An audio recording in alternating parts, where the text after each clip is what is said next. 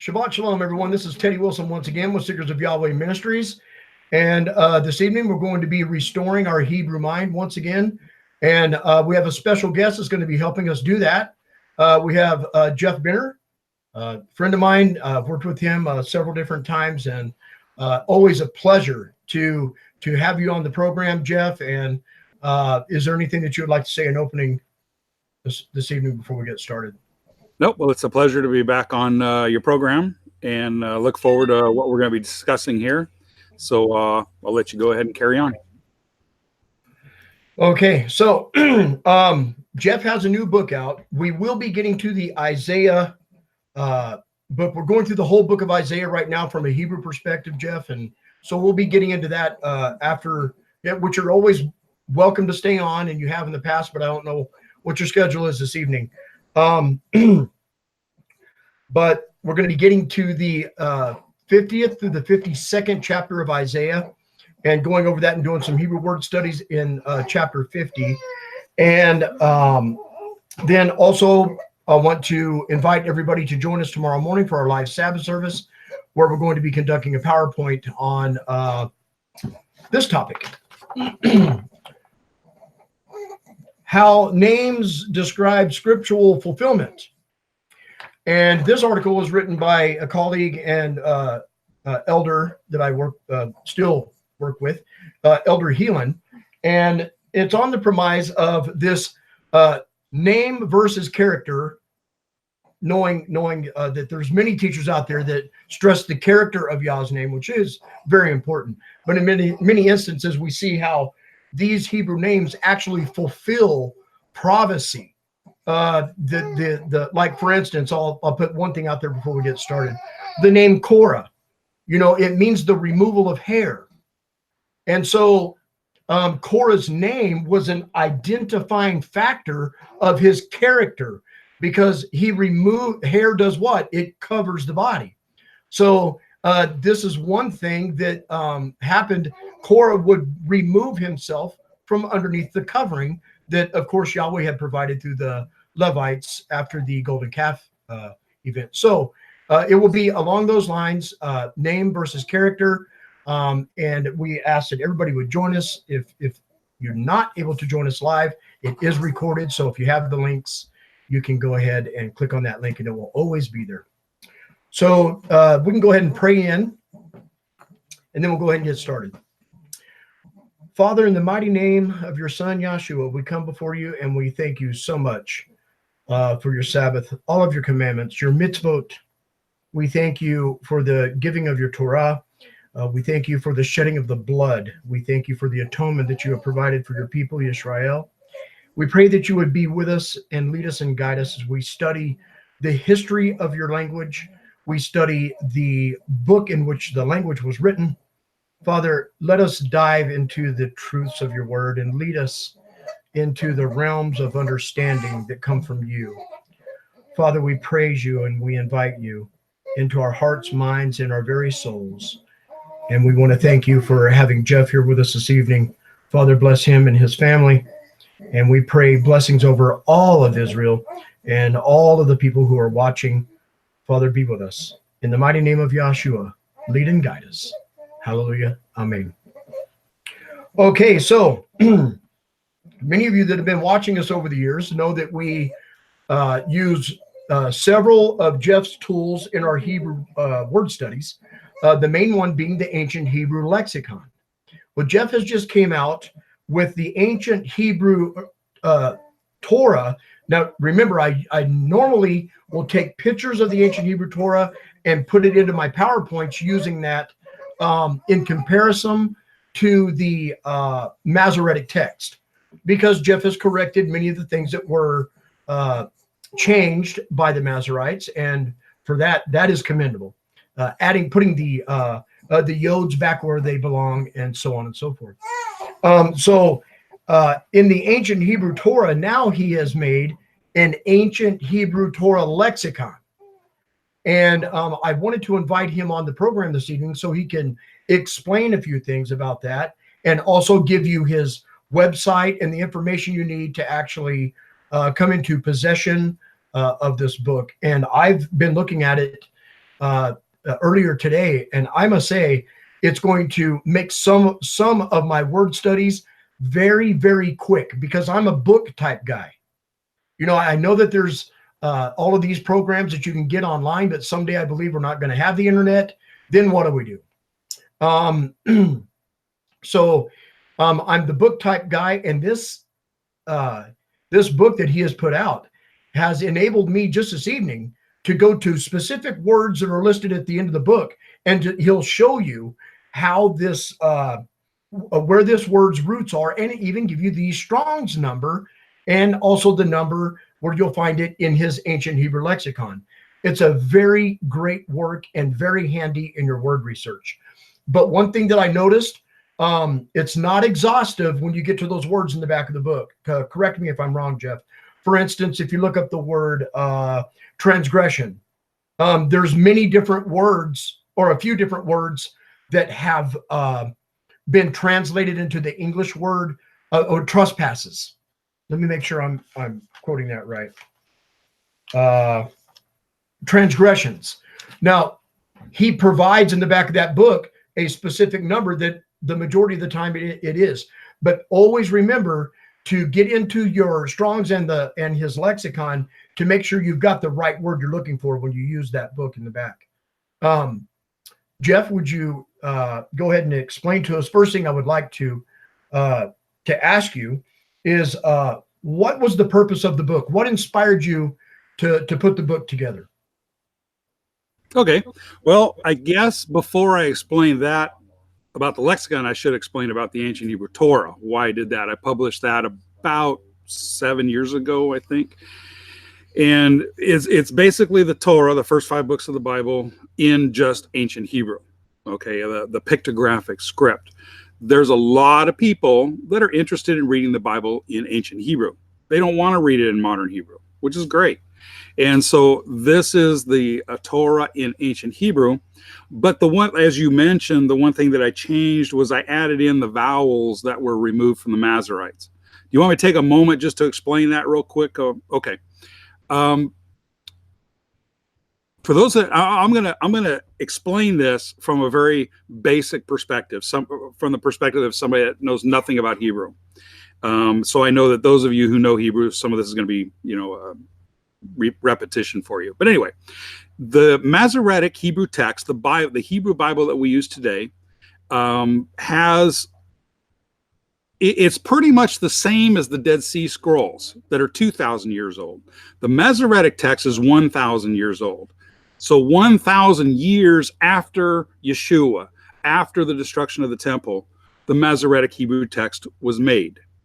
And all previous Hebrew texts are gone. We don't have them, with the exception of the Dead Sea Scrolls.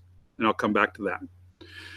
The difference, though, between the Dead Sea Scrolls and the Masoretic Hebrew text is that they inserted vowels. Hebrew has 22 letters, all consonants. Okay? No vowels, with an exception, but I'll come back to that. But 22 consonants. And most Semitic languages do not write the vowels. They're just implied. So like Adam is spelled A-D-M. A-D-M, Adam. We have to put the second A in there. Another word like menorah. In English, M-E-N-O-R-A-H.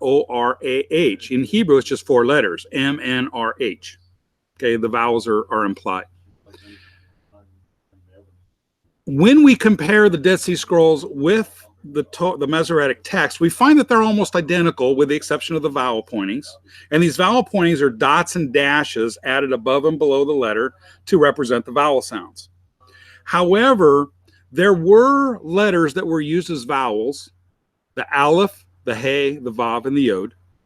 Those 4 consonants also served as vowels. They did double duty, kind of like the Y in English. It can be a consonant like in the word yellow, or it can be a vowel like in the word fly. Okay, it's a Y. It can be a consonant or a vowel. Well, these 4 letters in Hebrew can be a consonant or a vowel. So when these were used as a vowel in the Dead Sea Scrolls, when the Masoretic text comes along, those vowels are removed. and replaced with a dot above or below the letter to represent the letters that were missing. So, for example, the word kol in the Masoretic Hebrew text, that's spelled Kaf, the letter Kaf, and the letter Lamed, just 2 letters. But there's a dot above the Kaf, that's called a cholam, and that represents the O sound. So it's pronounced kol, and that means all. However, in the Dead Sea Scrolls, that's spelled Kaf Vav Lamed. It's 3 letters. And that Vav, which is a consonant that can represent the W sound, but it also can be a vowel, and it can represent the U or the O vowel sounds. So the Vav originally was in the text for the O sound, but for some reason, and I don't know why, the Masoretes removed those vowels and replaced them with the dots and dashes. Okay, so what I did with the ancient Hebrew Torah is I replaced all of those dots that represented the O sound with the Vav. So in the ancient Hebrew Torah, the word kol, meaning all, is spelled Kaf Vav Lamed, just like it is in the Dead Sea Scrolls. So that's what I did there. And as I mentioned, the reason why I created the ancient Hebrew Torah is because there's a lot of people that want to read the Torah in the ancient pictographic script. However, it was brought to my attention, and it was partially Teddy here who helped me with this and made me realize this, is that what about people that don't read it very well? You know, how are they going to know what these words are?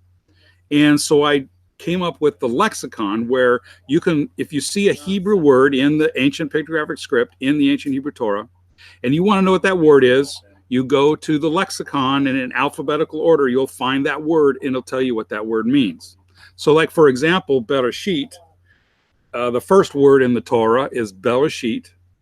And if you look up Bereshit, let me go and pull it up here real quick. Sorry about the doggies. Let's see. Okay. Now, the one thing is, you do need to know Hebrew to use both of these books, and you have to be able to know the ancient Hebrew alphabet. And by the way, if anybody's interested, I do have a course on Udemy on how to read the ancient Hebrew. Okay.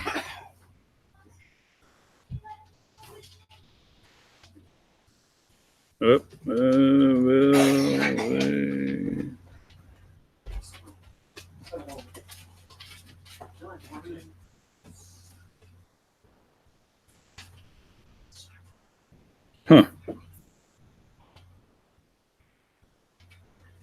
It's not here. At least I can't find it.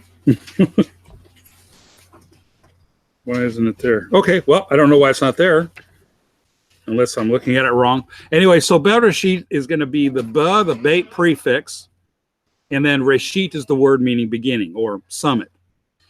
And so when you go to the lexicon, it'll say Bereshit, then it'll say that word means in summit. In, you can look up in the dictionary, it tells you it's a preposition, explains that. And then you look up Reshit, and it means summit. You look up summit in the dictionary, it'll give you the definition of that word from a Hebraic perspective.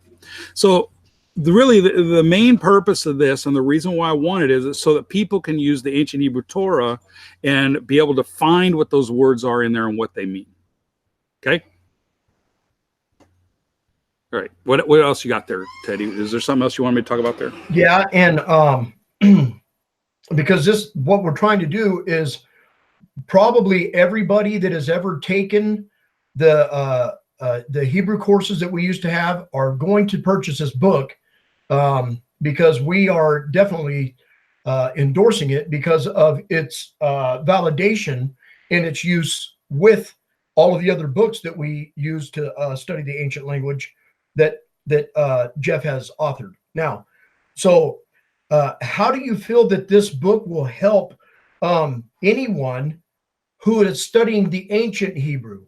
I mean, so in other words, what difference is it going to make when it's added to the research with your ancient Hebrew lexicon and the ancient Hebrew Torah? What is its purpose in all of that? Okay. Well, first of all, I found the word that I couldn't find earlier. I was spelling it wrong in my head. I was spelling it bet resh shin. I forgot the aleph. So even I can misspell words all the time. The main purpose of this, not just these tools, but all the tools that I make for studying Hebrew, the main purpose is to understand the text from the culture that it was written in. Too often we read the Bible and interject our own worldview into the text. We assume our knowledge. It's like, for example, when the Bible talks about the stars, okay? We know what those are, but they had a different perspective on the stars. And so when the Bible talks about the stars, you have to understand it from their perspective, not our own. So the main purpose of this is to be able to understand the text from their perspective. Not only, through the dictionary, my lexicons and stuff like that. By using those, you're immersing yourself in their culture, but by using the ancient script, you're now immersing yourself in their written language, their form of writing. And there's just something about using that alphabet that hasn't been used in almost 4,000 years, 3,000 years. And so there's a connection there with the people who had written it. I have found that even looking out the roots, which you have helped me to do as of recently, looking at the roots throughout the whole ancient Hebrew Torah, looking at the roots of every word and being able to pronounce those first has helped me better read ancient Hebrew. I believe that if we understand the roots of anything, that will stand true. And in other words, not only the language, but the lifestyle, the roots of everything, where it started, how it began, how it evolved, how it changed, and what it is now compared to its roots.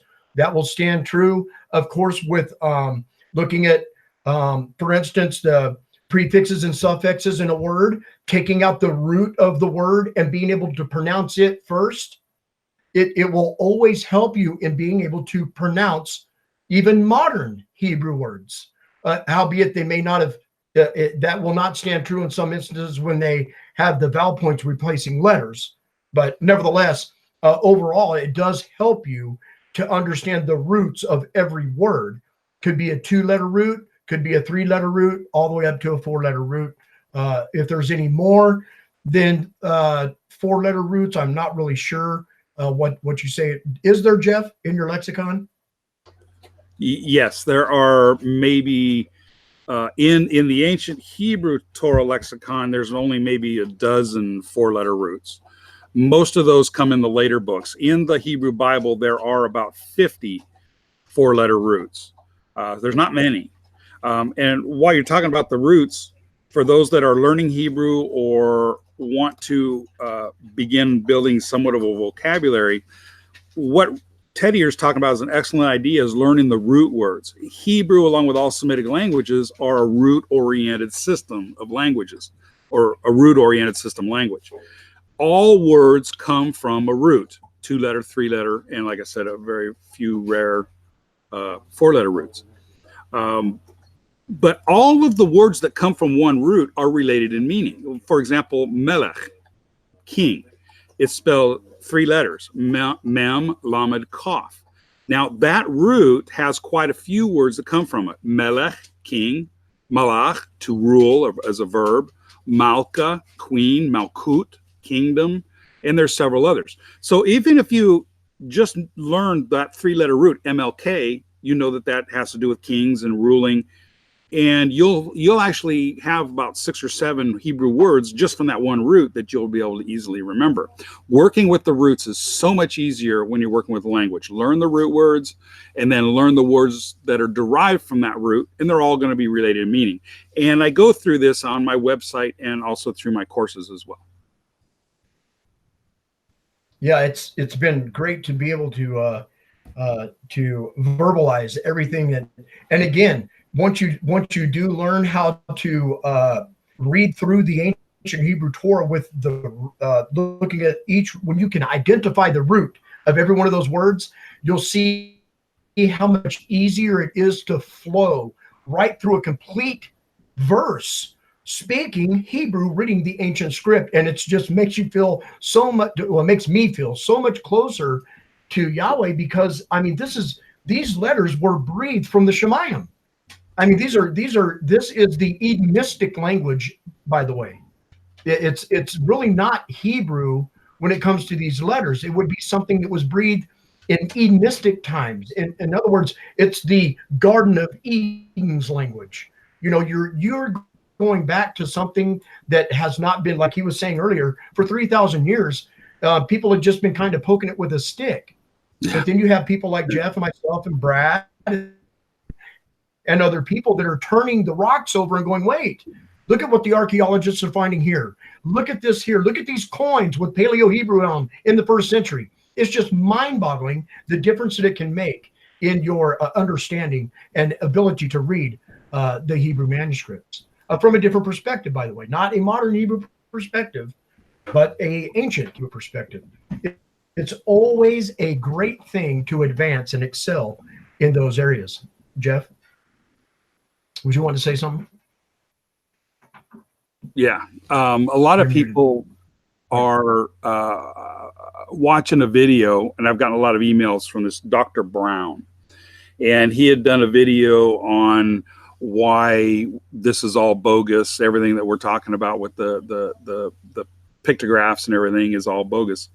I sat on that video for a long time trying to figure out how I was going to respond to that video. The problem is that there's nothing to refute in his video. It's all just talk. He just keeps repeating himself over and over again that it's bogus. He doesn't give any evidence. He doesn't give any examples of why he thinks it's bogus. So there's really no way to actually respond to his video. So what I did is I wrote an article. It's available on my webpage. I wrote actually 2 articles that were not directly in dispute of his, but to explain my perspective of the language. And one of them is titled "The Missing Art in Linguistics." And it deals with the difference between art and science. We like to divide, this is art, this is science. But in reality, they're both blended together.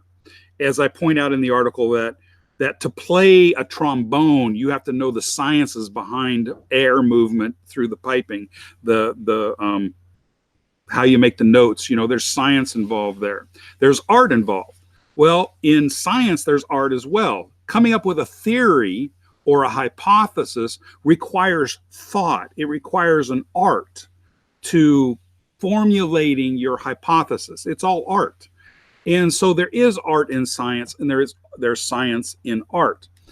And with most sciences, they push the envelope. Like you said, they poke it with a stick. Science will poke it with a stick and see what the response they get, and if it gets a different response than they anticipated, they'll poke it again, and they'll keep pushing that envelope, trying to expand their horizons, expand their knowledge. But when it comes to Hebrew linguistics, they don't do that. In other words, what they've done is said, here's Strong's dictionary, here's Brown Driver's Briggs lexicon, Gesenius's lexicon. That's it. That's the wall. That's as far as we're going. If you say anything that goes beyond this wall, you're bogus. You're crazy. Okay. So what I'm doing and what Teddy's doing and Brad Scott's doing is we're pushing that wall. We're going beyond the wall. We're poking the stick, and they don't like it because they don't poke the stick in linguistics. This is it. This is all we know, and we're not going to know anymore. That's their attitude. That's Dr. Brown's attitude. And I'm saying, no, we need to push it more. We need to find out more about the culture, more about the language. I don't know that much, to be honest with you. And the reason why I say that is that, okay, I'm doing the translation of the Psalms now, mechanical translation of the Psalms. And I'll be honest with you, man, I'm in over my head because the way that it's written, okay, if you pick up an English Psalms and read it, it's beautiful. It's absolutely gorgeous. But if you translate it mechanically, where you translate every word the same way all the time, it reads really strange, really weird. And I say weird because we don't understand the connections. We're so far removed from their culture that we don't understand why the text will compare 2 different things that don't even look related to us. But in their culture, it did. So there's a lot in their culture that we've lost. I mean, we've lost so much of their culture, so much of their understanding. And I think that by studying the Psalms and digging deeper into it the way that we are with the mechanical translation, I think we're gonna dig up a whole bunch more of stuff that we've never seen before in the Psalms, because we're looking at it from a completely different angle than has been done in the past. So I don't remember why I was talking about that, but well, you know, everything is said for a reason. yeah. And I would like to put in my 2 cents here, because I did respond to that video. It was sent to me as well. And yeah, like Jeff, I look toward Jeff and say, you know what? The intellect level that Jeff is at concerning what we're doing is good pay grade. It's pretty out, you know, pretty good research, spot on in the majority of his work. I mean, but it doesn't come without error. Please understand that we are looking at stuff where he might have a different perspective of something than I do. But whenever we do have the opportunity to talk and we start discussing things, it really puts a burning desire within each of us to want to look at that other man's view and go, wait a minute, there's something possible. This actually clarifies something that I've been kicking around, and you won't get that from that video because it's one-sided. And I want to warn everybody, just as he did. I'm warning everybody out there that is concerned about their understanding of this English Bible that we have. It was a Hebrew mind that wrote it, definitely. And the majority of the book was written from an ancient Hebrew perspective. This is critical for us to understand. If indeed we do not understand the mind of the author, there's no way that we can understand the mind of the one who spoke through that author. This is almost a no-brainer. Going back to these ancient paleo pictographs that are being dug up everywhere under the premise of the archaeological evidence and the anthropology that's being added to that in our research proves the video that he recorded wrong from the beginning. But what I would like to do is not badger Michael Brown, but I would like to say this. Remember where he got his credentials. They're from theology courses, from seminary schools and everything else. And that is what we're trying to get away from. So the people who he is gaining understanding from would be who we would consider maybe modern Jewish scholars. But modern Jewish scholars are always going to try to uphold modern Jewish thought. And I'm not speaking bad about the practitioners of Judaism or Judaism, or anything else. What I'm trying to say is there's more to it, because the Torah, it's the whole duty of mankind to follow the commandments. It's the whole duty of man to worship him, not Jewish people, but mankind is to worship Yahweh. And in order to do that, we need to understand, to the best of our ability, the mind that spoke to the prophets, Moshe, and through the apostles, because it all worked to the same spirit. And I say that to say this, Dr. Michael Brown, these letters were breathed by the one who you say you worship. And to come against that is treason. It is an act of treason. You never speak against the word of the king, because back then they beheaded you. One thing that we can look at that would indicate that was when King David was riding with a couple of his partners, and you had a guy across the way throwing rocks at him, calling him the son of Belial. First thing the servant said, "Shall I go over there and take off his head?" King David said, no, leave him alone. See, that's what I mean. We don't really understand when we get into these theology courses and seminary teachings and all of those things. They came from Western-minded men. And I might add, even Hellenistic Jewish people that had a little bit of both thought processes going on at the same time.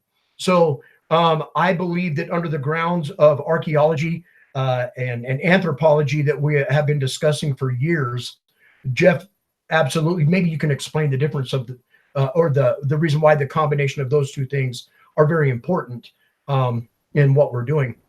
But under those grounds alone, archaeology and anthropology, we can take that video and just dismiss it totally. It's based on modern psychology from seminary schools. Okay, yeah. Yeah, archaeology, very briefly, of course, I think we all are aware, archaeology is digging into the ground and looking for artifacts. Anthropology is studying the culture and the lifestyle of the people through studying the artifacts that are found in archaeology, as well as looking at textual evidence, even oral, depending, if it's recent enough. But so you have these two branches of science that are very important in linguistics. You've got archaeology and anthropology. The two put together will help us to understand the culture and the lifestyle of the people. And then we use that to figure out how the language is related to that culture. All languages around the world are related to the culture of the people who speak it. An example I use all the time is rain. Okay. In an agricultural community, rain means something different than in an urban culture. If you're having a wedding in June and it says rain and you're having an outdoor wedding, that's bad news. But if you're a farmer and it's a drought in June and they talk about rain, that's good news. So again, it depends on your culture and what your lifestyle is. So when we're working with the Hebrew language, by studying the artifacts and the lifestyle that they live, we can make those connections and understand the text better. An example I use all the time is Isaiah, where it says he spread out the heavens like a curtain. Beautiful. I mean, that sounds nice, but what does that mean? To us, it doesn't really mean a lot. Okay, he spread out a sheet that looks like the sky. But what we don't understand is that the tent that the Hebrews lived in looks exactly like the night sky. If you're sitting in the tent, it's black goat's hair, pinholes of light coming through. It looks like stars on the ceiling. So the nomad's tent is an exact replica of the night sky. So the night sky is not stars that are billions of miles away or in the firmament, however you look at the stars. It's God's tent over his people, protecting them, protecting us. So that's understanding that verse through their culture. Without understanding the culture, you can't understand the verse. And that goes throughout all things. And you mentioned something earlier that I think is very, very important. And that is, we make mistakes. There are mistakes that we are making. A classic example, I started with the ancient Hebrew alphabet, the pictographic script, about 20 years ago, and looking at what each pictograph was and what its meaning was. When I came to the letter Tzadeh, I thought that it was a man laying on his side. And I went that way for years until somebody emailed me and said, you know what, that almost looks like a trail. And if you look at words that have the word tzad, the letter tzadi in it, that a lot of them deal with trails, paths, and things like that. So I thought, interesting. So I investigated. I spent some time, and he was absolutely right. And at that point, I changed. The tzadi is no longer a man laying on his side. It's now a picture of a trail. So yeah, we make mistakes, and we have to continue and move on. Yeah, go ahead, Teddy. When we did that conference together in Missouri, remember that letter came up, and we also noticed it, or I noticed at that time, that at the end of that path, there's a circle. And Yahweh, everything that has to do with Yahweh and his plan of salvation is secular, to gather everything into one unit. And so that path leads to that. I mean, that letter is probably one of the most underestimated letters in the alphabet, in my humble opinion. Yeah, exactly. And it actually goes more than that. And I just thought of this just now, is that circle, which is everything, it's what the trail is leading to, is, I also believe, a watering hole. It's a picture of a watering hole, which is water, which water is a very important thing. Our bodies are 90% water or whatever. And this is something I like to point out. A lot of people haven't realized that every miracle in the Bible, and I think without exception, there might be some exceptions that I haven't found yet, but every miracle in the Bible involves water. Whoa, I find that really weird. So water is a central theme in the Bible. And that watering hole at the end of Sade, that's where you're going. You get, life is water, food is water, everything is water. So yeah, it's layer. This Hebrew language is layer upon layer upon layer, starting with the letters, going to the words or the roots that they formed, and then the words that those roots form. It's a fascinating subject. Go ahead. Now, also, Jeff, do you have this available in a download form yet? Yes, it's available as a PDF. Okay. Yeah, it's not available as an EPUB or Kindle, but yeah. I wanted to make sure that you did have it available before I exposed the one that I have here, because you might get bombarded with the question, hey, how do I download it? So it would be okay to go to it right now. And for our next question concerning the book, I'm going to go ahead and screen share it. Let me go ahead and make sure I've got the right one pulled up. Okay. We'll go ahead and screen share this, leading to our next question. Now, this, in my humble opinion, is a very, well, that's not what I wanted to look at. Hold on a second.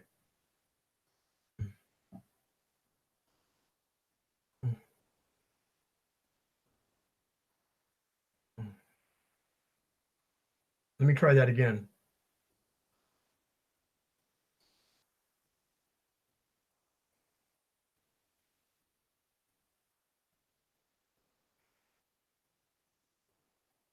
There we go.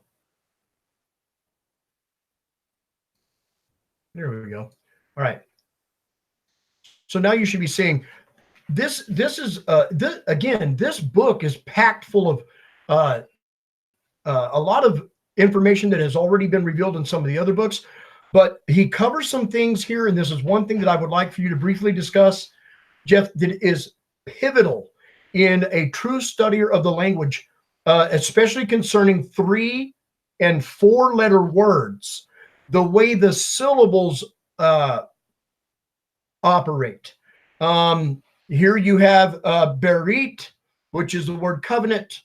Everybody can see that right here. Berit, it's a combination word. You have the bet, and then you have rerit, Brit, or berit. Again, so you'll see here that he's got this CV, CV, CVC, or CVC, CVC. This is the structure of how you syllableize words. In other words, it will have a 2-syllable pronunciation if it's consonant, vowel, vowel, consonant, so on and so forth.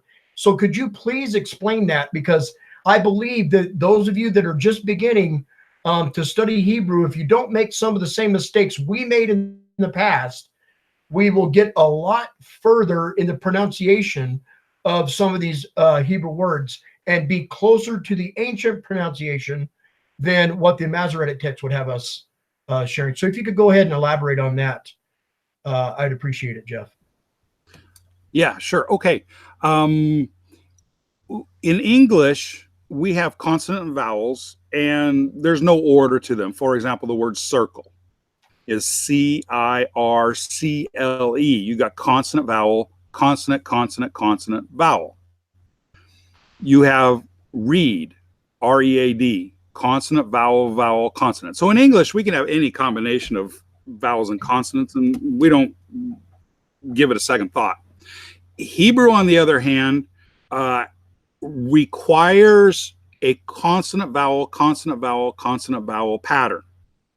For the most part, there are some exceptions to this rule, but for the most part, it's going to be consonant, vowel, consonant, vowel, consonant, vowel. So the question becomes, where do you break up the syllables? And it's very simple. Always want a closed syllable at the end of a word. A closed syllable is a consonant, vowel, consonant. You can have open syllables before that, and an open syllable would be consonant, vowel. That's an open syllable. Or vowel consonant, but I don't think there are any words that have vowel consonant in a syllable. Just to clarify, so the closed would be consonant, vowel, consonant. Yes, that is correct. So when you're looking at a word, now, because if you're working with the modern Hebrew, it's very easy to find the vowels and the consonants because they're all written. But when you're working with the ancient Hebrew, a lot of the vowels are going to be just implied. For example, barit. Okay, barit, ba is one letter, ba, and then barit. So it's consonant vowel. Then you have the closed syllable at the end, reet, R-Y-T. That Y is a vowel, it's an E sound. So it's consonant, vowel, consonant. So barit is consonant, vowel, consonant. An open syllable, then a closed syllable. So when you're working with like the name, the yod hey vav hey, whatever pronunciation you come up with has to follow that consonant, vowel pattern. And a lot of people don't understand how the Hebrew language works, and they come up with a pronunciation that is incorrect because it doesn't follow that pattern.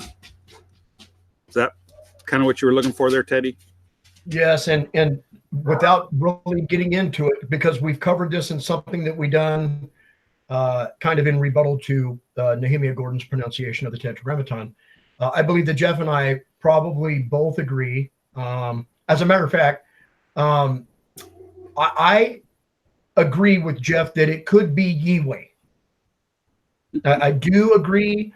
But the reason why I want to bring that up is I also believe that Yahweh is a possibility, but I do believe that Yahweh is a better pronunciation, and we've already debunked all of the theories out there from people who are going with the triple syllable, 3-syllable pronunciations, pointing fingers at, Yahweh was used by the Phoenicians. Well, it would have been known by all mankind if Shem, Ham, and Japheth got off the boat together and listened to their father dedicate and sacrifice on an altar. Everything that was living on the boat would have heard him use the name Yahweh. So there's no validity in them saying, well, the Phoenicians used it, or these people used it, or it was a fire god. Okay, you know what? Yeah, Yahweh is the mighty one of fire, water, air, spirit, life. He's the mighty one of all things. So again, those types of arguments really don't hold any validity. It's not valid. The argument is not valid. When I look at the linguistical rules and all of the archaeological findings and everything, those types of things are just coming from, well, I'll just say haters, if you will. But people who I know that study linguistics, the majority of them will actually say that it's a 2-syllable pronunciation because of that, because of what Jeff pointed out. Now, I don't want to, point fingers and turn this into a teaching about the name or how it should be pronounced, but in order to properly pronounce all of the nouns in the scripture, that's why it's important to know how the syllables are constructed. So this book goes through that pretty in depth, right there in, I can't remember what page it was, but again, I just pulled it up and showed you. It goes into that very deeply, and it will give you the tools that will help you correct the misspellings of other Hebrew teachers and have you bringing forth something for you in your personal study. It's not that we're trying to create a new realm of a force of people to go out and help us proclaim the 2-syllable pronunciation of the name, but it is imperative for us as a people to understand how these words are structured into syllables. It's very important. Not only for, for one reason, there are no nouns, personal nouns, in the ancient Hebrew lexicon. And so I usually go back to the Brown Driver Briggs or something like that in order to do my research for the nouns, but I always take it back to the ancient Hebrew characters. So there are ways around that. So Jeff, is there anything else that you would like to add? Again, everyone, tell everybody where they can go to pick up the book. I've ordered 5 of them because I have a few people I want to provide to. And so how can people obtain this, and is it obtainable on your website? Okay, yeah. Yes, it is. The ebook is available on my website. I have links on my website to And it's available through my publisher this month as a pre-release. Now, I think he also listed it with Amazon. I think it's available with Amazon now. Usually with my books, we release it just through the publisher for 1 month, and then it goes to Amazon. But I think it's already on Amazon. I'm not sure. But on my website, go to the bookstore, and it has links to everything you need, whether you want the ebook or the actual book, along with all my other books and resources that are available there. The only other thing that I wanted to add or reiterate, that the most important thing when you're reading the Bible is ask yourself, what did this mean to the Hebrew people 3,000 years ago, or the Jewish people 2,000 years ago if you're reading the New Testament? Because without that, you're going to misinterpret the Bible. Let's take baptism. Okay, we have a lot of teachings on baptism out there, on what baptism is from the New Testament, but all of those teachings are from a Christian modern perspective. The question has to be, what did baptism mean to a Jew in the first century? Well, that's the mikvah, and that was the mikvah. So if they were doing the mikvah in the first century, what was it? We need to understand what the mikvah is. Why did they do it? How often did they do it? You know, that's another thing too. I ask people, how many times have you been baptized? Once. Why? Well, that's all we need to be. Where does it say that? And they'll go, well, that's what I was taught. Well, sure, that's what you were taught, but why? Why only baptize once? You know, they do the mikvah all the time, constantly. I mean, a person could be mikvahed 100 times in their lifetime. Why? We need to know those things, because Yeshua went through the mikvah in the Jordan River. We had Paul doing the mikvah with other people. If we don't understand what the mikvah is, we're not going to understand what the New Testament is talking about. You know, right? So, and how the mikvah was performed is also pretty. Yeah. Very important. You know, I was baptized as an infant in the Lutheran Church, with sprinkled on water on my forehead. You know, that's the Lutheran doctrine on baptism. But if the baptism is a mikvah, you don't just sprinkle water on them. You know, they full right. immerse. Isn't that the Hebrew word tabal or tabal? Yes. Tabal means to dip. To immerse. Right.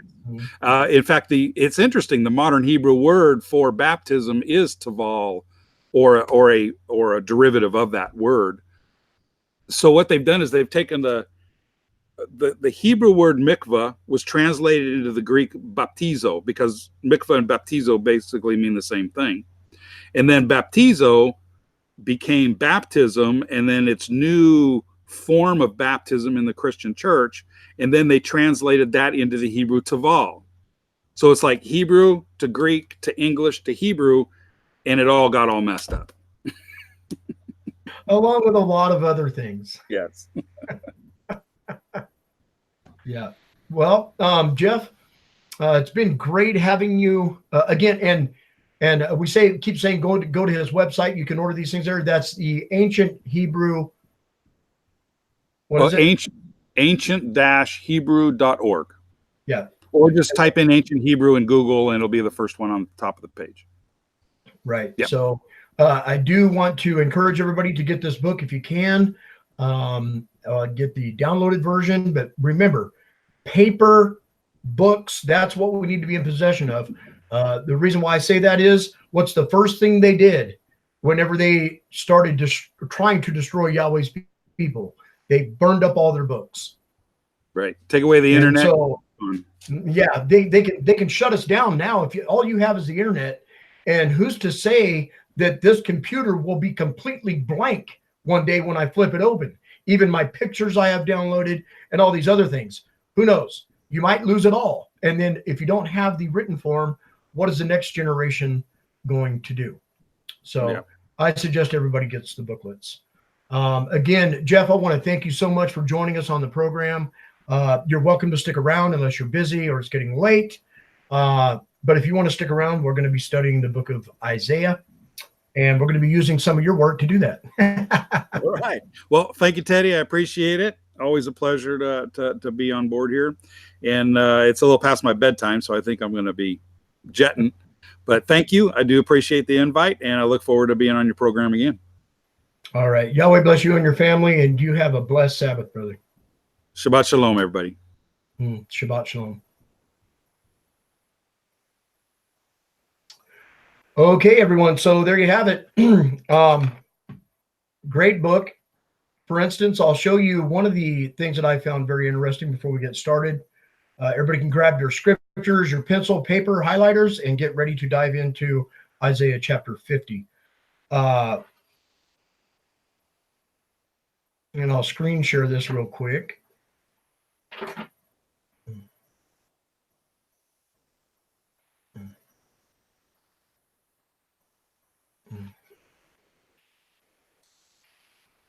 So, for instance, one of the words that we're going to be studying this evening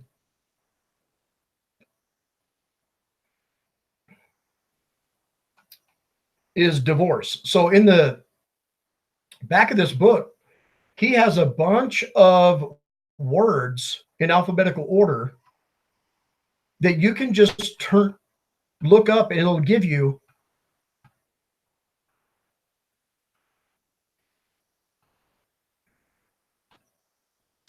see here, very, very great work here. You'll see that in the book, if you look up the word divorce, it's going to give you the Hebrew pronunciation, the ancient Hebrew characters used there, and it's going to give you a brief definition as cut off from the husband, which is very, very important. Now, also it gives you the number in his lexicon where you can find it, also the Strong's number. So this is how you can get some words. You can get the numbers in both of those books, the Strong's and the Ancient Hebrew Lexicon, just at the push of a button. So that's one reason that I really love this book, is you can find many different words and the Hebrew numbers to find them in both his lexicon and the Strong's, just at the push of a button. So great asset here to those who study the ancient Hebrew.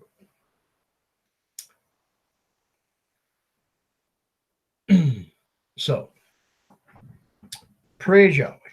Again, we're going to be starting in Isaiah chapter 50.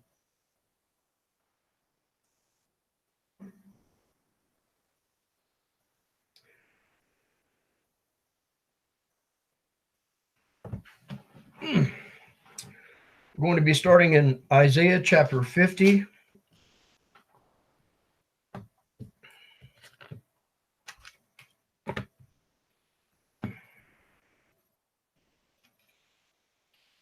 We're going to be reading verses 1 through 3, and we're going to be doing a couple of word studies here. Actually, it says bill of divorce in many of your translations. It says certificate of divorce in the scriptures.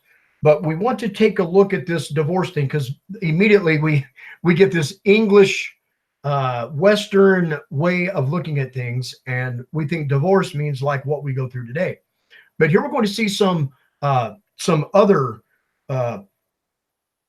possible. I don't want to say possibilities, but ancient definitions, if you will, of what was actually being conveyed there. Isaiah chapter 50, beginning at verse 1 through verse 3.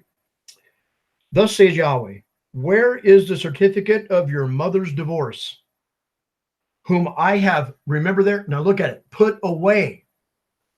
Now, in Hebrew, to put something away is not really the definition of the divorce that we understand in English. I want to point that out.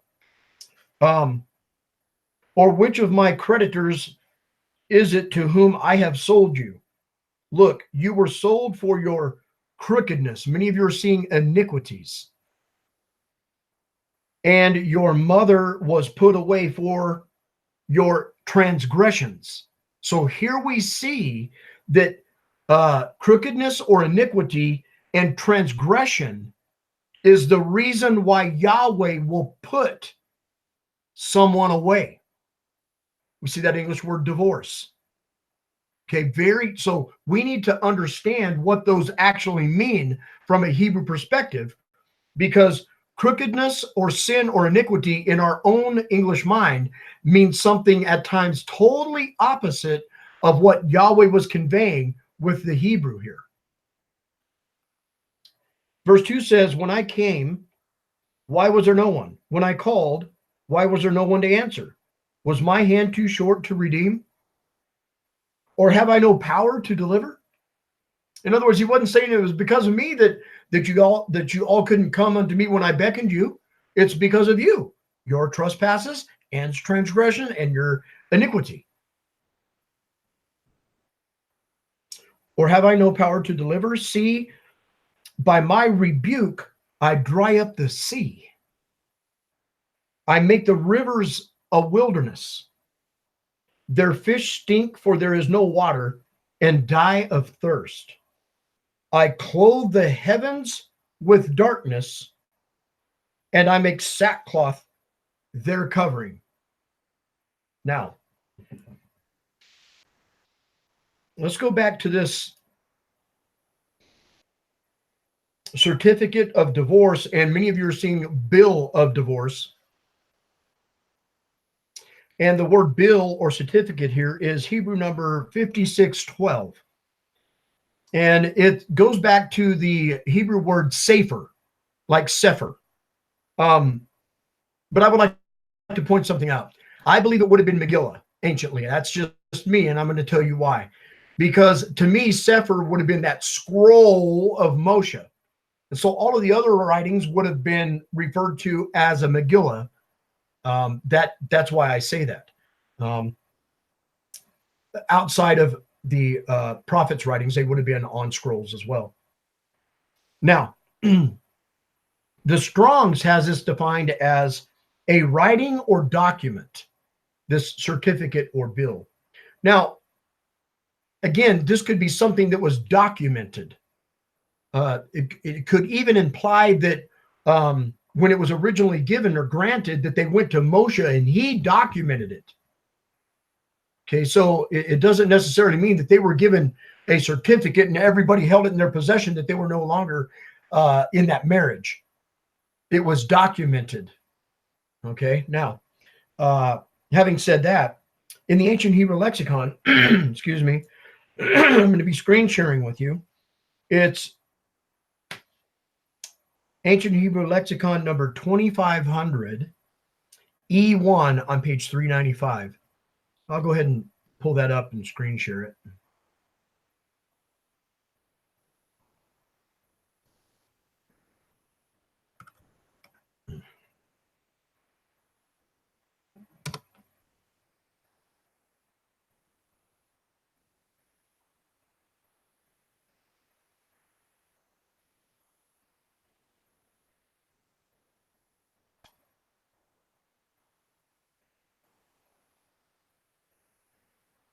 Again, that's 2500 E1.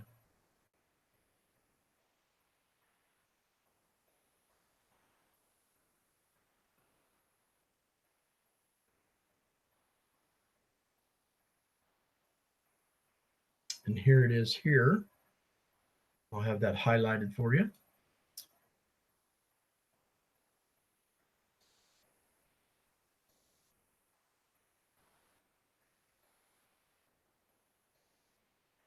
So there you see 2500 E1, and you'll see there that it has the sin, yod, pei, resh, hey. All right. It says here a document or record.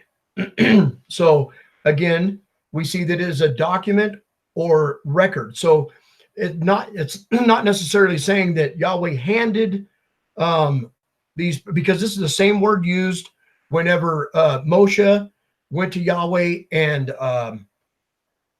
Yahweh gave them permission to have a certificate of divorce. Same exact word. So I wanted to cover that before we went into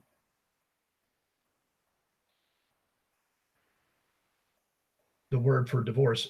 Because see, the reason why I say that, here you see, again, sin, yod, pei, resh, hey, but looking at its root, 2500 right here, you see that the action root of the three-letter family root here, I call those family roots, means to record or a record of. So it not only means that somebody was given a piece of paper, but this was put on record as well. It's used as a verb in other passages now. And I when I say it uses a verb, I mean the divorce. So again, here we see that it was recorded. This is a bill or certificate. It's been translated into the English.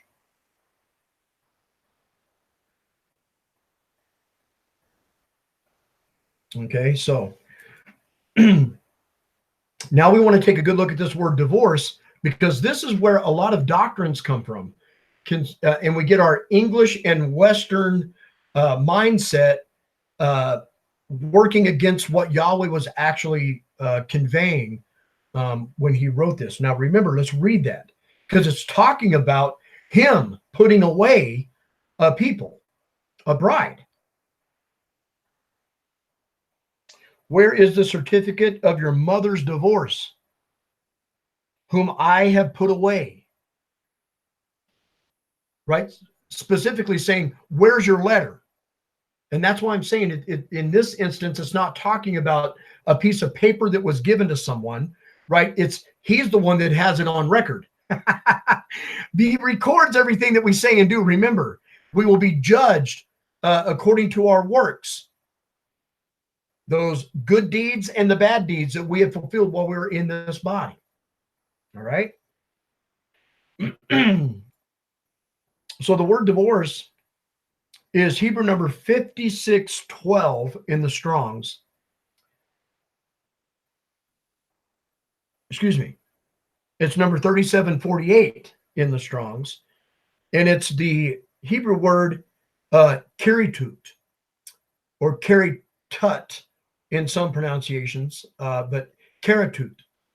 The Strong's has it defined as cutting of matrimonial bond, i.e. a divorce. So here we see that it's got to do with the cutting of a matrimonial bond. So divorce is a little bit different. The definition in English, divorce is a little bit different. Now, in the ancient Hebrew lexicon of the Torah, this is 2291b3.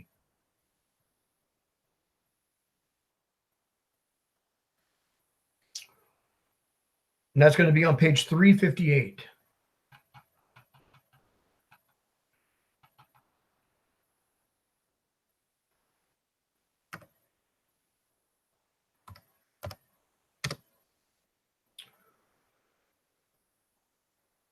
Again, that's number 2291b3.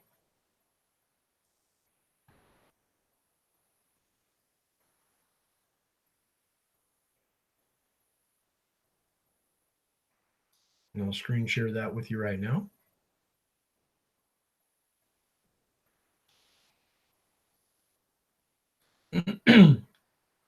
So here you see 2291 right here. And then here is B3. Now look at what it says. It says divorce as cut off from the husband. So by definition, the English word divorce doesn't always mean the same thing. Remember, in this instance, it said, where is the certificate of your mother's divorce, whom I have put away? I mean, to be cut off from the husband just means that you're not joined to him at that time. Now, up here, looking at the root, look at this. It's the kap, resh, ta. To add, the action root is to cut. In other words, You're being cut off from the open palm, from the hand, from the offering of the head that marks us as his people. There you see the resh and the ta.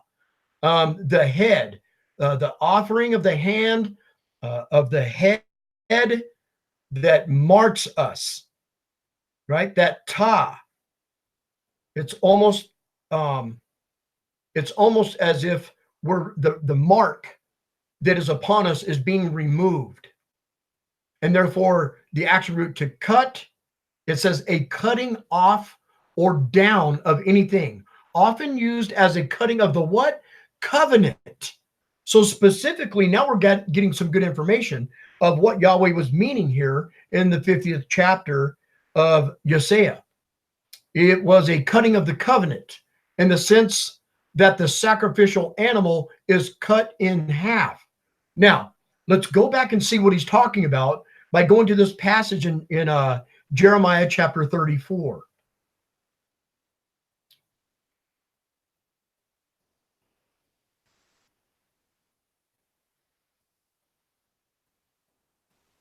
Okay, let's go to Jeremiah chapter 34.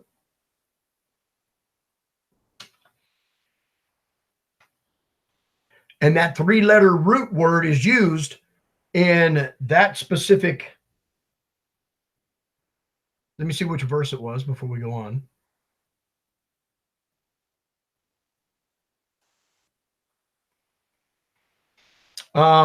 In verse 18, this three-letter root is what is used in the Jeremiah passage. Again, in verse 18.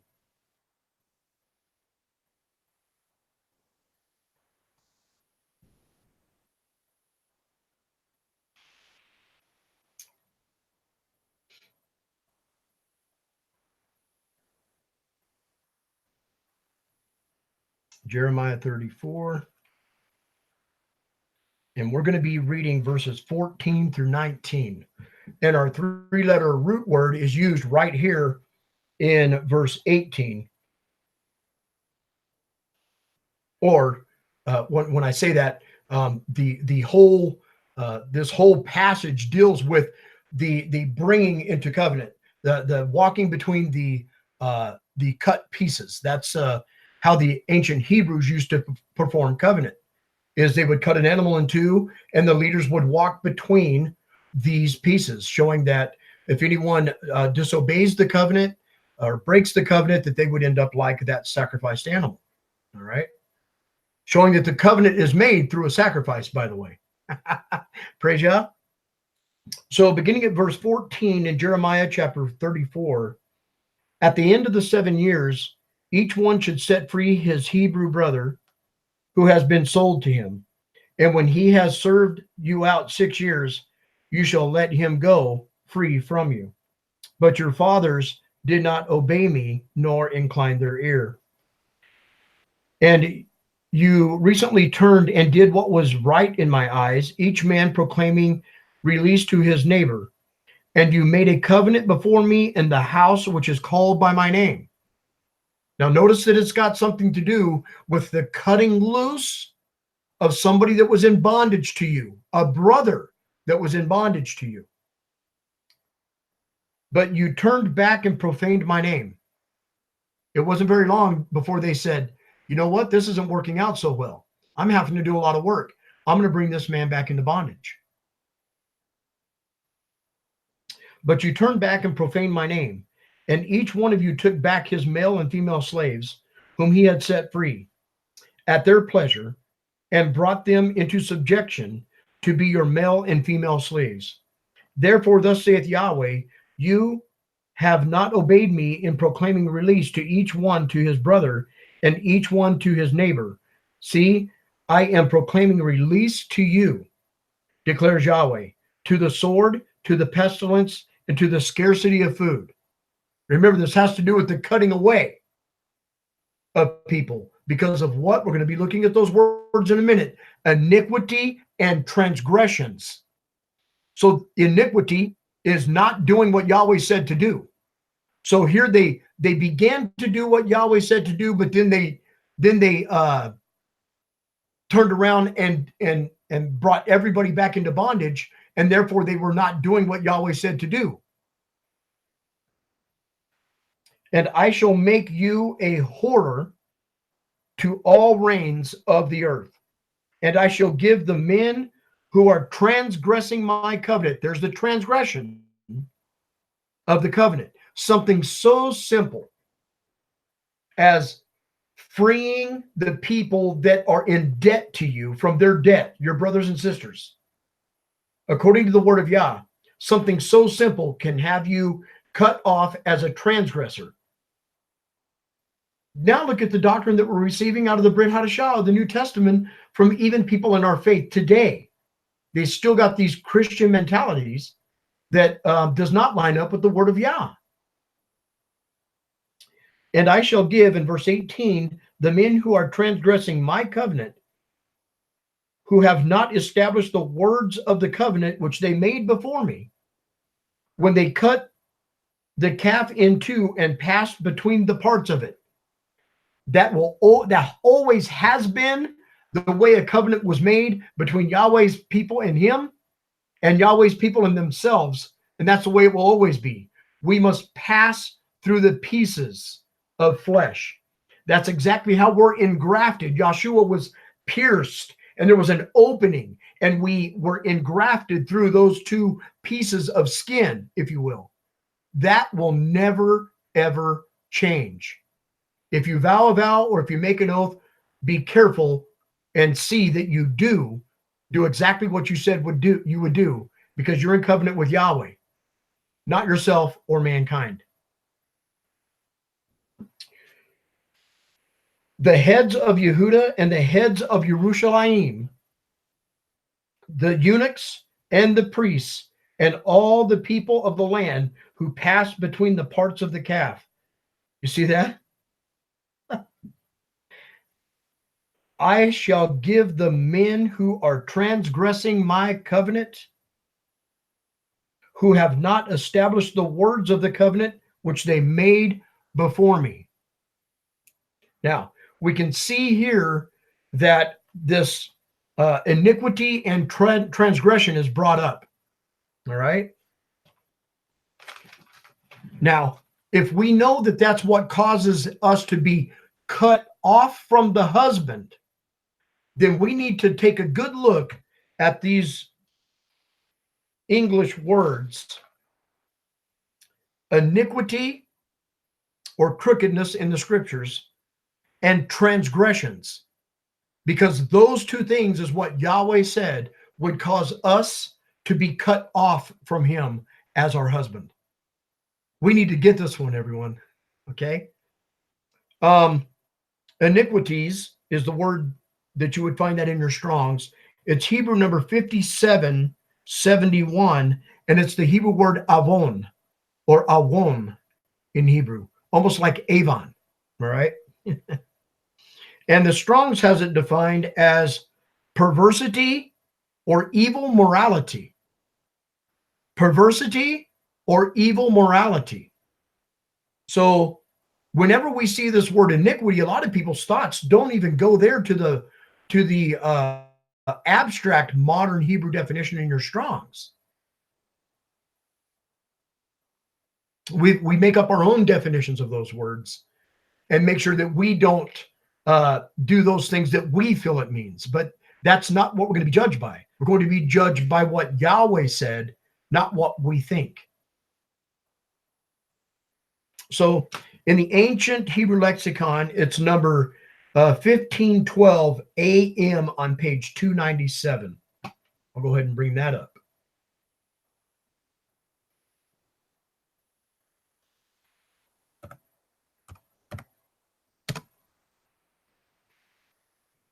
Again, that's 1512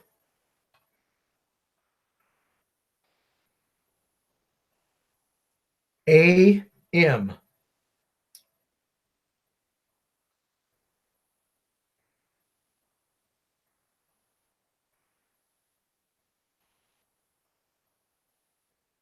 So here you go, 1512 A, and here's M. Now, you'll notice that in Brad's lexicon here, they have the ion as the beginning letter, but Jeff has the ga or the guyon here. Now, this is, which absolutely makes a lot more sense. You have this twisted rope and the double waw and the noon. So again, it says guilt, the result of twisted actions. Do you understand how much of a difference this makes? Yahweh is looking down and saying that, well, actually, he's not using the word transgressions. It's a guilt, and that guilt is the twisting of your actions away from his straight and narrow path that he had told us to walk. So you have the ga, which means to twist. Then you have the wa, which is connected. So we're twisted and disconnected from the seed as a seed. This is huge.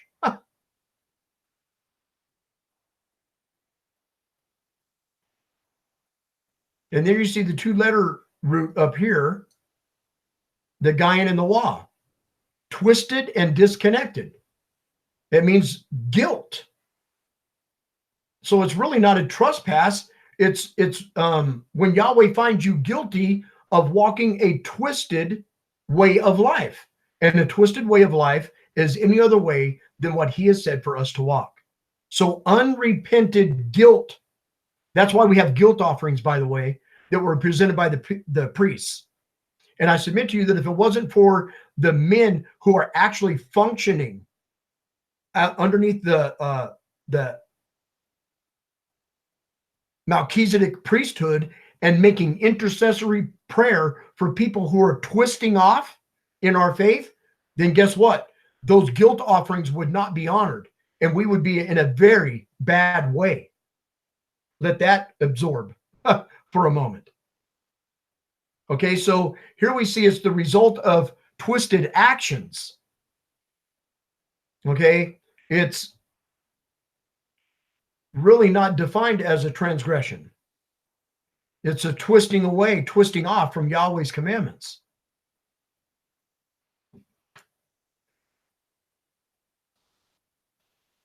Okay, so it means to revolt.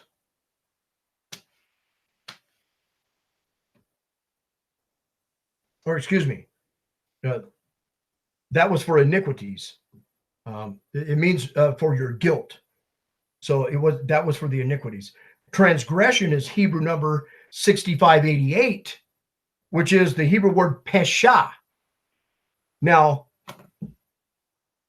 the Strong's has that defined as revolt, nationally, morally, or religiously to revolt. Transgressions. Okay, excuse me for mixing up the two. That was iniquity in the last word study. Again, the Hebrew word in this case for transgressions is pesha. And the Strong's has it to revolt nationally, morally, or religiously. And in the ancient Hebrew lexicon, that's number 2647 in.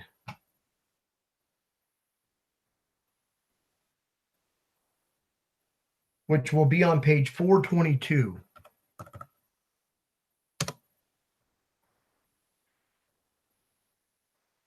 $26.47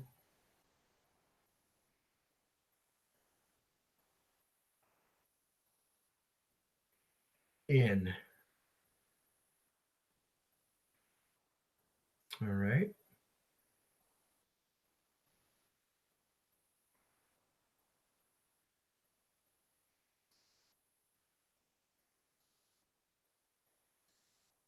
I would ask that you bear with me tonight. The internet's running a little slow, and it's slow in converting over.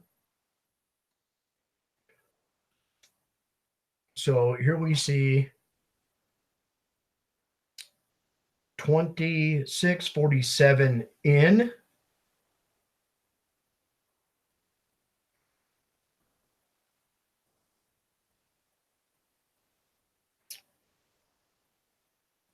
On page 422.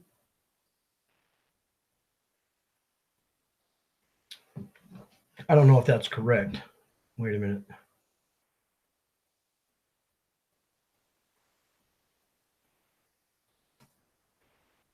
Let me go ahead and make sure that's right.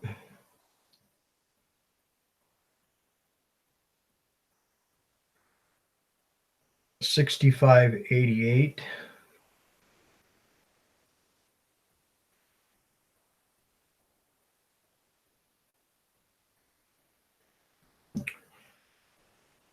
Let's go ahead and start that one over. I might have the wrong word here.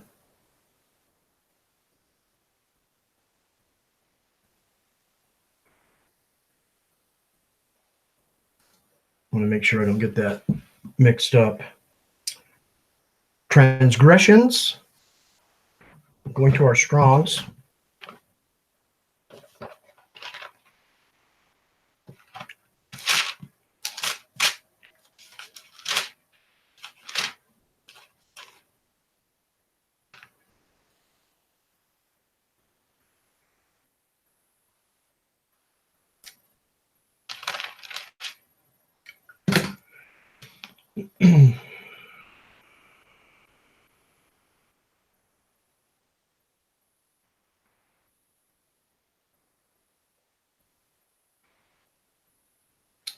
Yes, it's number 6588.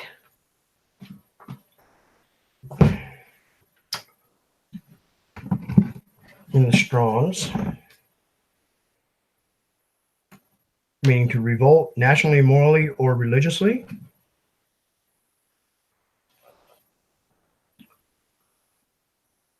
Excuse me just a moment, everyone.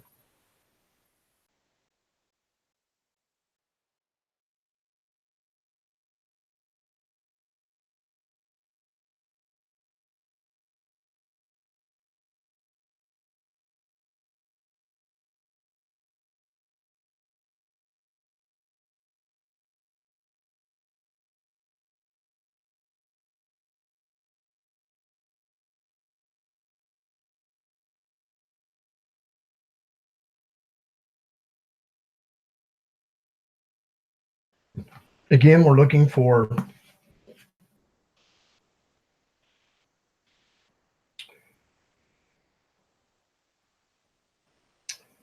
$65.88 in the back of the Ancient Hebrew Lexicon.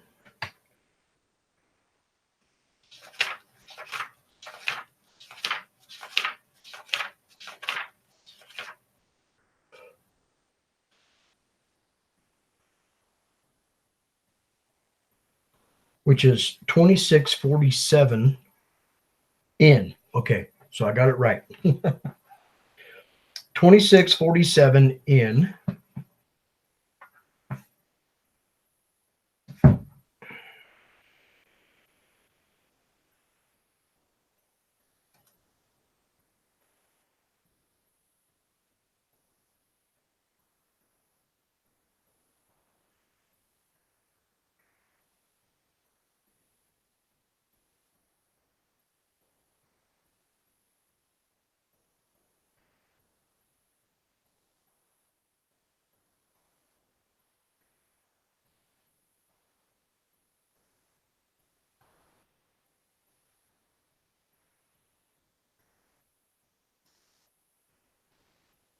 All right.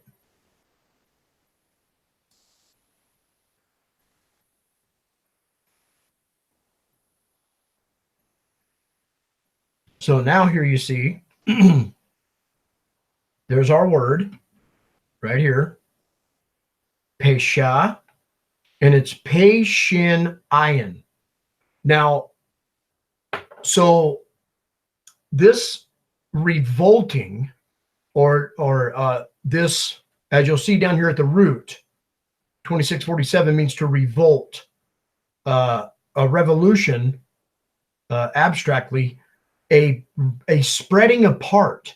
So that means that you are spreading yourself apart, and specifically the letters tell you what from. Going back up here to the noun form, to revolt against the what?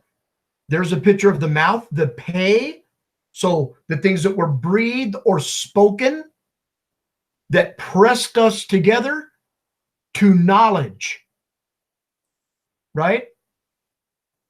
That's how we know Yahweh, is we are pressed towards the knowledge of him by what he has spoken. To revolt against that is what causes you to be twisted, right? And separated and cut off from the husband. Now look at the English word iniquity and transgression, and see if you could ever come to the conclusion that it simply meant that Yahweh would cut those off from him as a husband that did not obey the words that he breathed, that pressed us towards the knowledge or the knowing of him. That ayin could not only mean knowledge, but to know him. In other words, if you're not following the words that he said to follow, then you don't know him. And that's in 1 John chapter 2. He who says, I know him, and follows not his commands is a liar, and the truth is not in him. So therefore, we can't be pressed toward the husband. We are cut off from the husband because we have revolted or caused a revolution in disobeying what he breathed or spoke. That's a total different understanding than what we received from the English words iniquity and transgression. We need to study this language every day, if possible. We need to better understand what Yahweh was conveying through Isaiah. Because if we think just because Yahshua has now shed the blood of the covenant, of the reestablished covenant, that those types of things have changed, we're dead wrong. As a matter of fact, now that the blood sacrifice has been given by Yahshua himself, Yahweh's redemption, then we should actually be more diligent in our obedience, because it's not the blood of bulls, sheep, goats, and oxen. It was the blood of the anointed one. And we should hold that much more steadfast in the ways that Yahweh told us to live by. Hallelujah. So going into chapters 51 and 52, we're going to, I'm just going to kind of read through there and hit some highlighted areas. And we're going to cover a lot of ground very quickly. So get your pens and paper, because we're going to be making some connections to the Brit from what is written here in the prophet's writings. Chapter 51.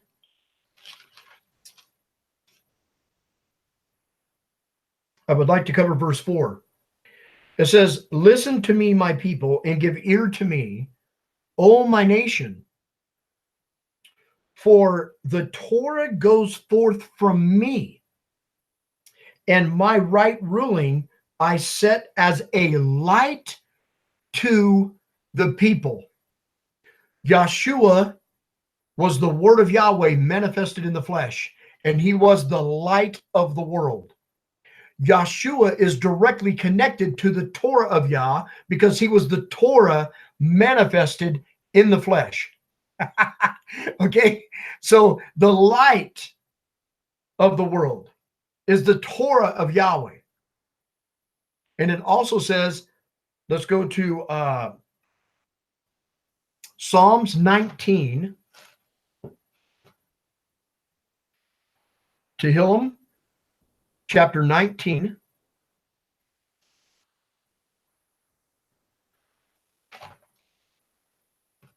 And at verse 7. The Torah of Yahweh is perfect, bringing back the being. Many of you are seeing the law of Yahweh is perfect, converting the soul. The witness of Yahweh is trustworthy, making wise the simple. The orders of Yahweh are straight. You see that? If you follow the orders of Yahweh, you can't be twisted and cut off from the husband. Rejoicing the heart. Being obedient to the Torah is to rejoice the heart of man. The command of Yahweh is clear, enlightening the eyes, and it's how we receive spiritual enlightenment. It's through the Torah of Yahweh. The fear of Yahweh is clean, standing forever. The right ruling of Yahweh are true. See that? The right rulings of Yahweh are true. They are righteous altogether. So when we say we are righteous, we need to understand that when they were righteous, that they were following the commands of Yah. And when they broke one of those commandments, there was a way that he said, I want you to bring this offering and this and this and this. And the repentant state came into motion, and they performed teshuvah before the king of Israel.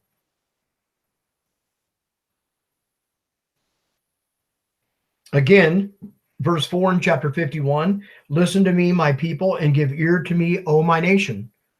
For the Torah goes forth from me, and my right ruling, there it is, Yahweh's judgments right there, I set as a light to the people. My righteousness is near, my deliverance shall go forth, and my arms judge people. Coastlands wait upon me, and for my arm they wait expectancy.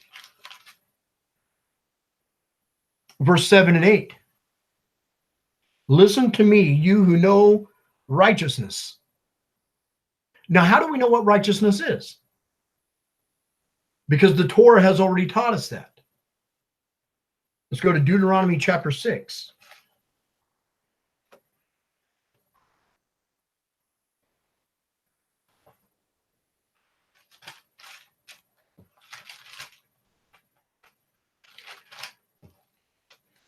Deuteronomy 6, verse 24 and 25.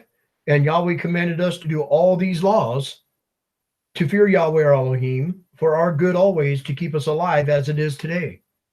And it is our righteousness for us when we guard to do all the commands before Yahweh our Elohim, as he has commanded us. That is deeds righteousness, right there.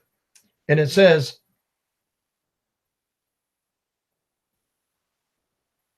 listen to me, you who know righteousness. You who keep the laws of Yah, the statutes of law, or the statutes of Yah, listen. Listen to me, you who know righteousness, a people in whose heart is my Torah. That's what causes a man or a woman or a child of Elohim to be righteous. If the commandments are written on their heart, is the Torah written on your heart? Then you go to Jeremiah 31 through 34, and that is also the sign of us being back in covenant with him through Yahshua, and they call it a new covenant, but it's actually the renewed covenant. So Yahweh was always looking for the men, women, and children of his nation to have the laws written on their hearts. Verse 8 says, for a moth eats them like a garment, and a worm eats them like wool. But my righteousness is forever. He said, these things that make you righteous will never change. They are olam. And my deliverance to all generations. Or wait a minute, just to the practitioners of Judaism. No. And my deliverance to all generations.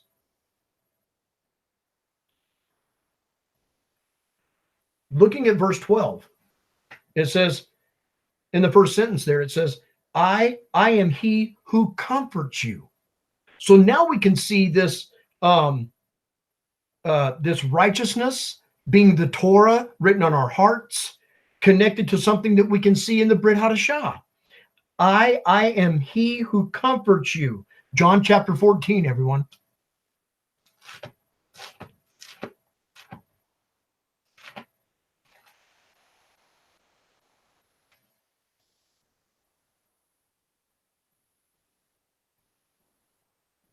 Remember, Yahweh said, I am he who comforts you, correct? Yohanan chapter 14, verses 15 16 and 17. If you love me, you shall guard my what? Commands. Torah written on your heart. Same exact teachings. Verse 16, and I shall ask the Father, and he shall give you another helper to stay with you. How long? Forever. 17, the Spirit of truth. All of those words were just used right back in the passage we're studying.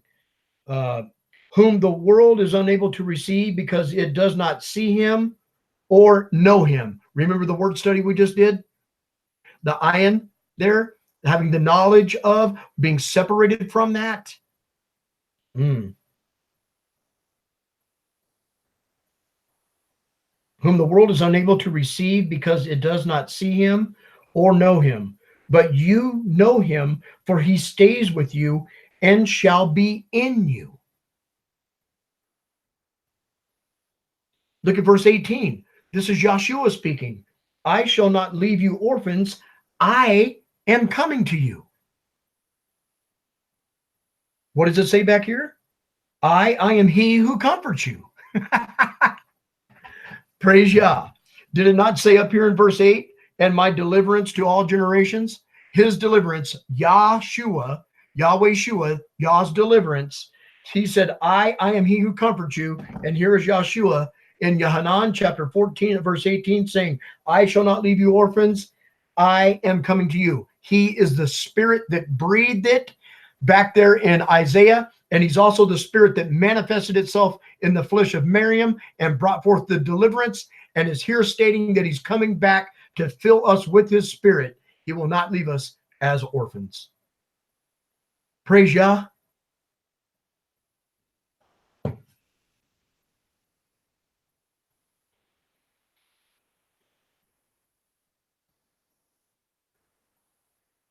Picking up at verse 15 in chapter 51, it says, but I am Yahweh your Elohim, stirring up the sea and its waves roar. Yahweh of hosts is his name.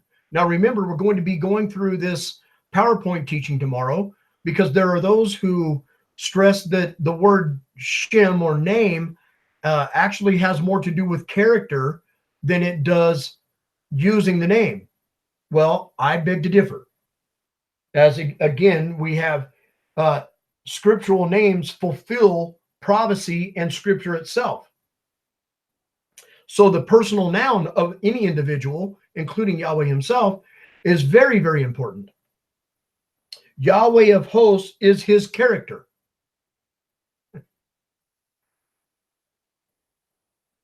Yahweh of hosts is his name. And I have put my words in your mouth, and with the shadow of my hand I have covered you. Now remember, I've done a teaching on darkness back in the days. I think it was in our modesty teaching, where that cat comes up in this word. And if you look at the open palm, what does people normally do whenever the sun is too bright for them to look into? They end up covering their eyes like this with the palm of their hand, and it casts a shadow in here so that they can actually see. They can see what's behind the brightness. I have put my words in your mouth, and with the shadow of my hand I have covered you, to plant the heavens and lay the foundations of the earth, and to say to Sion, you are my people. Look at verse 17. Awake, awake yourself.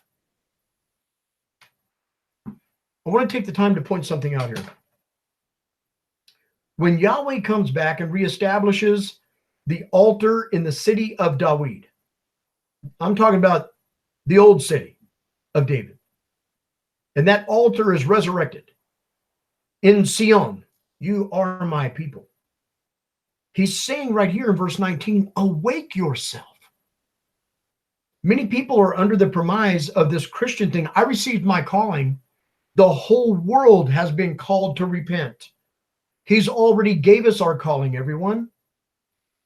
And what he's saying is awake to that calling. We've been forewarned.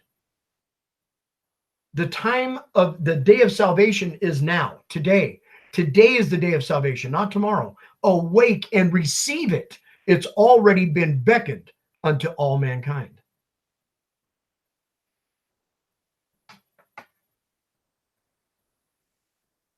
Going into chapter 52,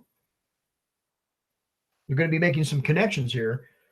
Again, he says, awake, awake, put on your strength, O Sion. Remember, in the first resurrection of the dead, that's where we're going. With Yahshua, Yahweh is coming back. He's already provided deliverance to a certain group of people who believe in him, baptized into the body, so on and so forth. Then a portion of these people are going to be resurrected in the first resurrection of the dead, and that's where we're going. We're going to Sion with Yahshua, Yahweh's redemption, Yahweh's deliverance. Put on your garments of splendor. See what I mean? When we're resurrected from the dead, what happened? Well, what's going to happen? We're going to receive new garments, and they're going to be of splendor. It's going to be the same thing that Adam and Hawa were covered in once again. O Yerushalayim, the set-apart city.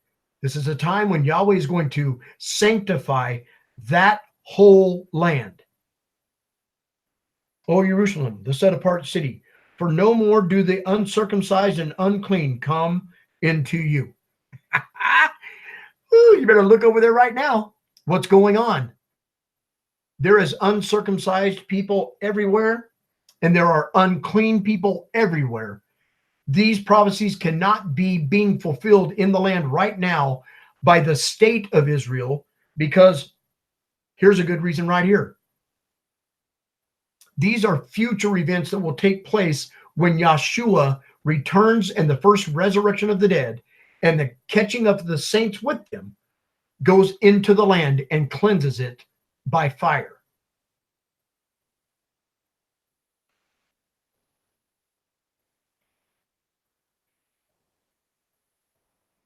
Listen to this.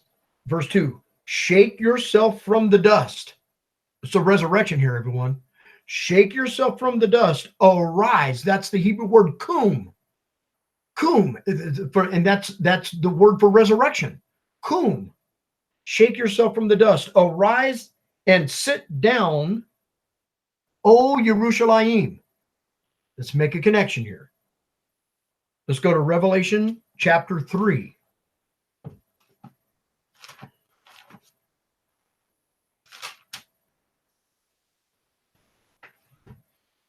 Revelation chapter 3.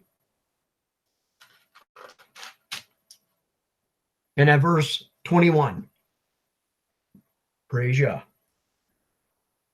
To him who overcomes, I shall give to sit with me on my throne. Wait a minute. Listen to the prophecy. It's talking about resurrection of the dead, rising from the dust. Awake because you were asleep in Messiah. Shake yourself from the dust. Arise and sit down. Where? In Jerusalem. When it's cleansed. When there's no more uncircumcised there.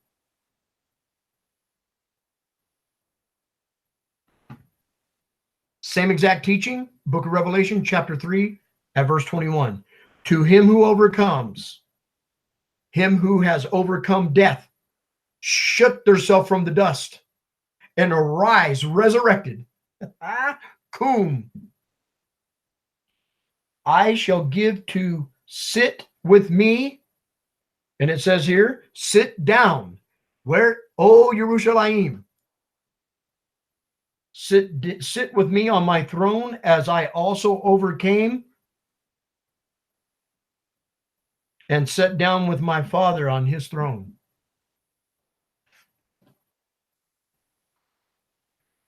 Loose yourself from the bonds of your neck, O captive daughter of Sion. For thus saith Yahweh, you have been sold for naught, and you are redeemed not with silver. So this is speaking about they were redeemed by blood, not with money. The redemption of our soul was costly, but it was not purchased with silver. The silver went back to Judah. Or, excuse me, Judah gave the silver back. We were actually redeemed, not with silver, but by the blood that was shed by the anointed one of Israel. For thus saith the Master Yahweh, at first my people went down into Mitzrayim to sojourn there, and Ashur oppressed them without cause. That's Assyria. And now what have I here, declares Yahweh, that my people are taken away for nothing. Those who rule over them make them well, declares Yahweh, and my name is despised all day continually. Again, it's not, and my character is despised all day. It's his name. These other nations would mock and degrade the name of Yahweh because of the actions of the people and Yahweh's rebuke toward them. Verse 6 says, therefore my people shall what? Know my character? No, my name. Yahweh's people, you are called by his name.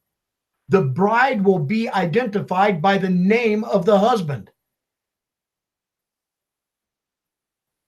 In that day, for I am the one who is speaking. See, it is I. Hallelujah. Let's read 7 through 10 in closing. How pleasant upon the mountains are the feet of him who brings, look at this, the good news. Many of you are seeing good tidings, and it covers up the fact that the good news was made known to the people, deliverance, Yahshua, Yahweh Shua, Yahweh's deliverance, Yahweh Yasha, all of that, okay, was already spoken to these people. They just never received the promise of it until the Mashiach came in the first century. Good news. How can we prove that? Let's go to Galatians chapter 3.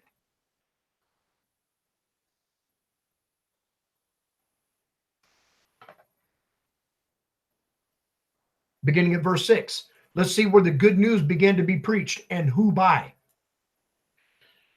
Even so, Abraham did believe Elohim, and it was reckoned to him as righteousness. So there you have belief, righteousness, and he was already doing the deeds, righteousness, following the words and commandments of Yahweh. Now believing what Yahweh said is faith, righteousness, the belief of what Yahweh said.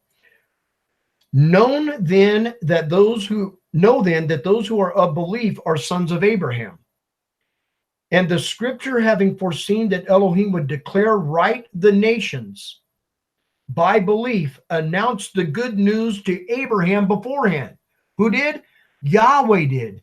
Yahweh announced the good news even to Abraham. Now let's go back to 52, beginning at verse 7 again. How pleasant upon the mountains are the feet of him who brings good news, who proclaims peace. There's the shalom. Who brings good news and proclaims what? Deliverance. Yeshua. That's this generic verb stemming from the Hebrew word yasha. Who proclaims peace and who brings good news, who proclaims deliverance, who says to who? Sion, your Elohim reigns. This is future tense. It's not happening right now. There's still uncircumcised people over there and unclean people everywhere running around the promised land. The voice of your watchmen. We're going to take a look at that word watchman. They shall lift up their voices. Together they shout for joy because eye to eye they see the return of Yahweh to Sion. This is giving us a time frame, everyone. It's when Yahshua, Yahweh's redemption, returns to the land. That would also suggest that he's already been here once.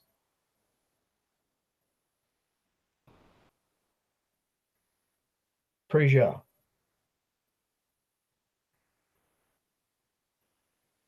Verse 9 says, break forth into joy, sing together, you waste places of Jerusalem. For Yahweh shall comfort his people. He shall redeem Jerusalem. Yahweh shall lay bare his set apart arm in the eyes of all the nations, and all the ends of the earth shall see the deliverance of our Elohim.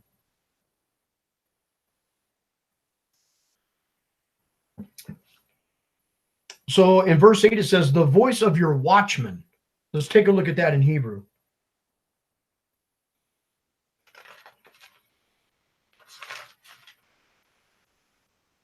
Watchman is Hebrew number 6822, and it's the Hebrew word zaphah. Zaphah.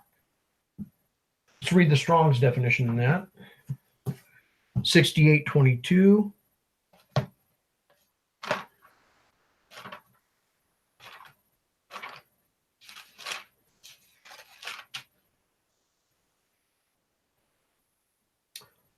Zaphah says a primary root, to lean forward, to peer into the distance, by implication to observe or await.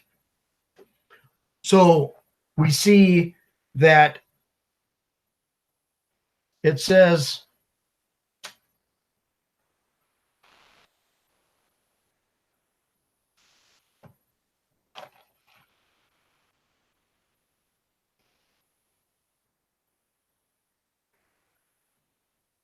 the voice of your watchman, they shall lift up their voices together, they shall shout for joy, because eye to eye they see the return of Yahweh to Zion. There's watchmen looking right now. They're going to cry aloud together.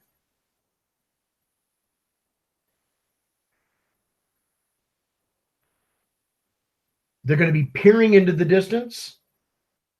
They're going to be observing and awaiting Yahweh's return. A lot of believers today will go, you know what? Man, when is he coming back? You know, they really don't know what to look for because they don't understand the prophecies. When they look at this big show going on that the world is producing, and they think that those are the prophecies of Yah being fulfilled, when they clearly don't look at who and what will be in the land, or what will take place when Yahshua does return and go into the land. They discard all of that, and they just think that the people that are over there on that spot of ground, the state of Israel right now, must be fulfilling prophecy. Well, they are, but it's not about the return of Yahshua. The whole world is being deceived by that at this time. So in the ancient Hebrew lexicon, it's number 1408 HV on page 236.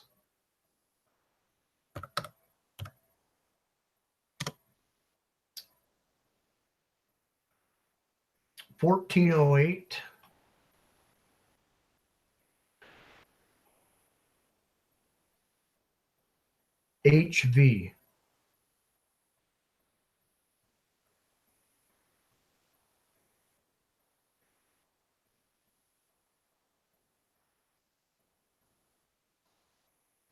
Here we go. So there's HV.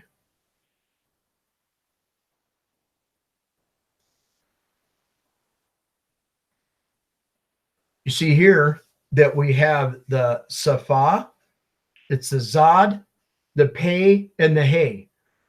So these watchmen are going to be on the trail of the spoken word of revelation, or that was revealed. And they're going to be overlaying the people with these teachings. Those are the watchmen.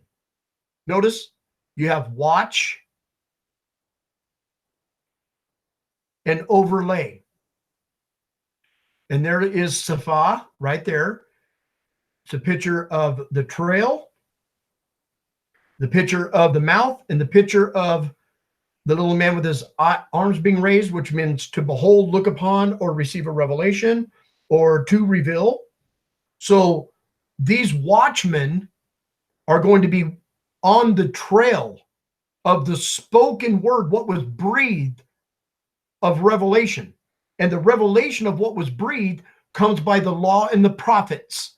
that being confirmed by what Yahshua was doing to present the deliverance of Israel while he was in the flesh, fulfilling the prophecies that we're reading right here in the 52nd chapter of Isaiah. And what are they going to do? They're going to overlay the people with these truths about the word of Yah. So you look up here. How do we know that what I said is true? It's because right here you look at the 3-letter root and you see, I don't know why it's doing that. Action root is to watch, concretely, watchtower, a covering of an area by watching. And the shepherds are supposed to be watching over the flock. So these shepherds or watchmen are men that are on the trail of the spoken word of Yah that was been revealed. Ancient Hebrew Torah teachers, we have a work to do. We have a serious work to do. Yahweh has given us a job, and we cannot fail.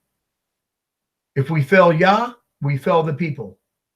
If we do not cover the people in the word of Yah and present to them what the word of Yah actually meant and what was uttered by Yah, we have already dropped the ball in that field. So, hallelujah. It's much more than watchmen. You know, it's being on the trail of the spoken word that has already been revealed through the law and the prophets. That's how Yahshua, or the deliverance of Yah, revealed itself to the people on the road to Emmaus. And beginning in the law and the prophets and the Psalms, he revealed himself to them. Hallelujah. Praise Yahweh. So that's all I have for this evening, everyone. I do pray that you enjoyed yourselves and that you learned something new, or something that you have been studying yourself was confirmed by the teaching this evening. Please join us again tomorrow morning at noon Pacific time as we go into this PowerPoint teaching for Sabbath. And again, may Yahweh bless you and keep you, and we look forward to seeing you again. Everybody have a blessed Sabbath. Shalom, shalom.